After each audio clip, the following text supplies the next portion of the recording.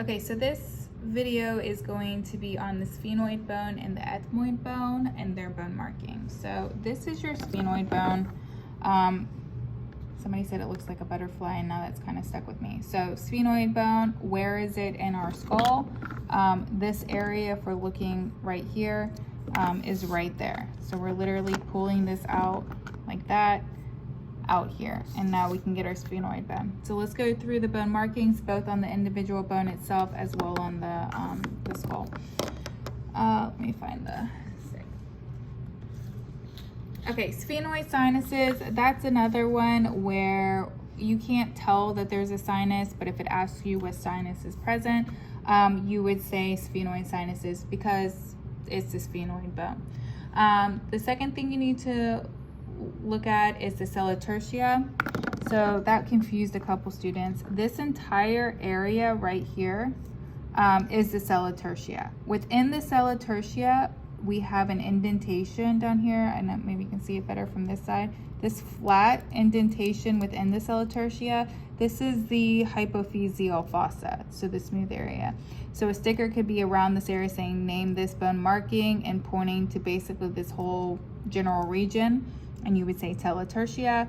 If it's pointing specifically to the bottom and says name this bone marking, you would say hypophyseal fossa. We also have in our sphenoid bone lots of foramen, so we're gonna have to name a couple of different holes.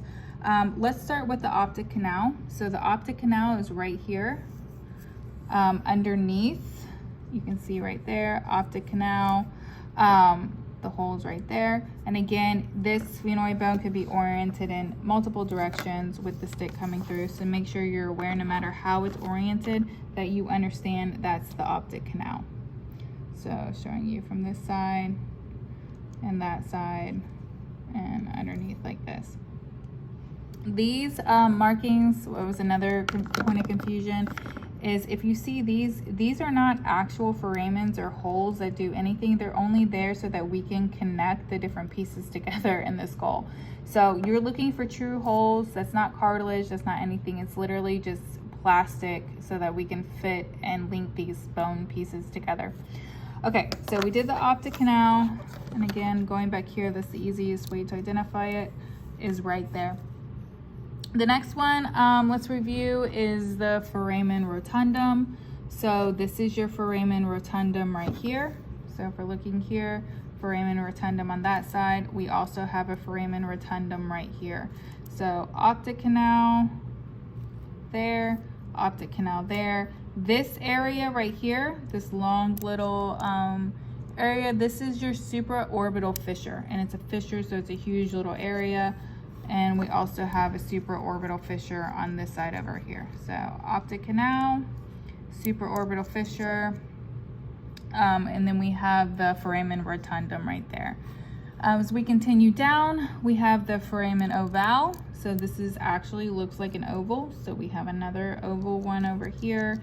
And then the tiny, tiny, tiny little one to the right on this side of the foramen ovale is our foramen spinosum, and we also have a foramen spinosum over here. We can't see the foramen lacerum. It would be right in this area, but we're missing the bone to make that actual foramen right there.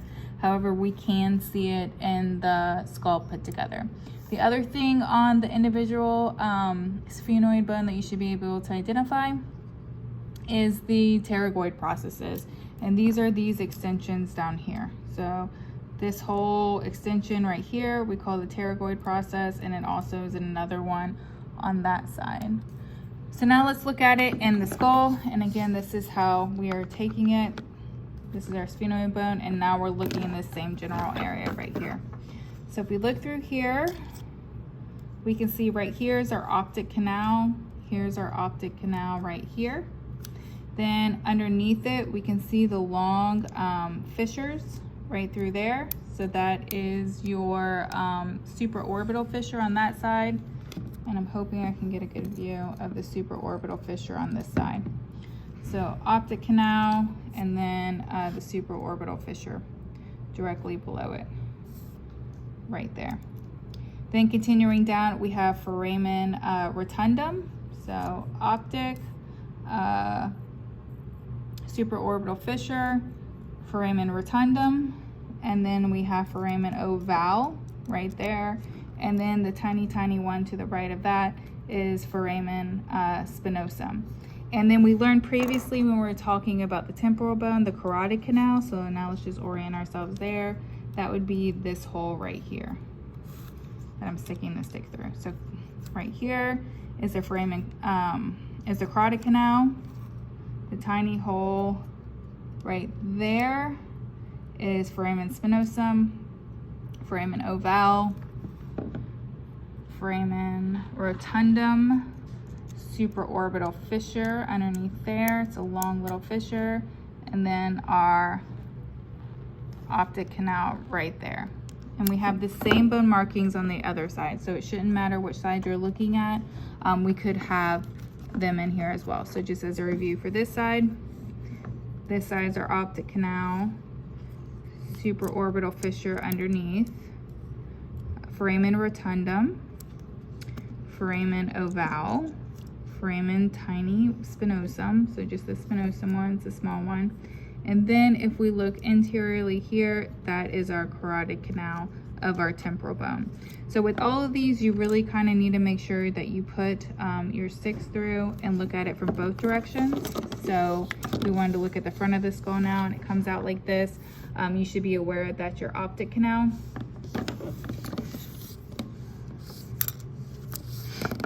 This, if we're talking about rotundum, here's our ovale rotundum, or sorry, foramen rotundum.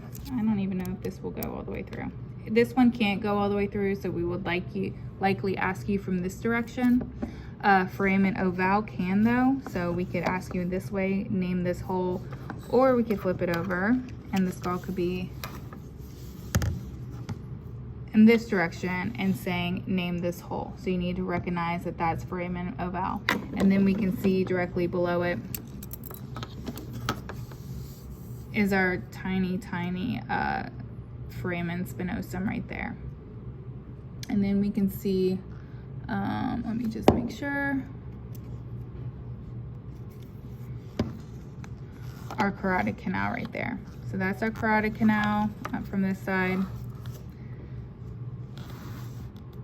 Carotid canal, spinosum, ovale from this direction. Okay, so that's it for the sphenoid bone. Now let's move on to the ethmoid bone. This is your ethmoid bone. How does it sit in the skull? Well, it's just like this in the skull, right like that. So this, let's identify a couple of the structures that you need to know on your ethmoid bone.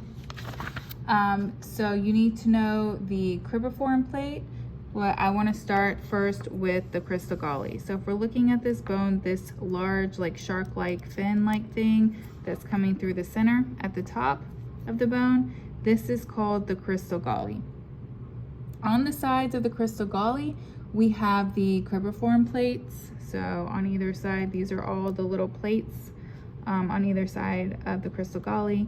And within these plates, we have ethmoid air cells, which are also known as ethmoid sinuses. So again, if we ask you what sinuses are located on the ethmoid bone, you would basically say ethmoid sinuses, because that's what the bone you're looking at is. The perpendicular plate, you can see right here. This is the plate that's running through the center, right here, directly below the crystal galli. Crystal galli, we keep looking, it's going all the way down through here. So again, this is the front. If we look at the other side, this is our perpendicular plate running right down through here. Other things that you need to know are the superior nasal conchae. So if we stay here, the superior nasal conchae should really be somewhere up here, but it's really hard to tell that. So typically we don't ask that. However, you should be aware that these ridges at the bottom are both on either side. These are your middle nasal conchae. So again, let's just orient ourselves. This goes in the skull like this, right between here. And so if we were to look inside the skull, we can see this like fin-like structure poking out of the top. This is our crystal galli right here. So this is part of the ethmoid bone. The rest of the ethmoid bone, or at least some of the other things that we can see from the ethmoid bone, we have to go into the nasal cavity right here. So the top portion of this dividing area of our nasal cavity, the top portion from here up, This is your perpendicular plate. We'll talk about in another video how the bottom part of this bone is actually called the vomer. So only from here up is the perpendicular plate. And then we see these ridges are protruding out. So this would be your middle nasal conchi, and this would be your inferior nasal conchi. So the middle, inferior, we can't really see superior. So again, don't worry about that. Focus on the middle nasal conchi, inferior nasal conchi. Perpendicular plate, if we're talking about from here up. If a sticker is down here on this bone, you have to call it the vomer. So here's again, this is our middle nasal conchi, this ridge right here, and this is our inferior nasal conchi down there. And that's it for the ethmoid bone and the sphenoid bone.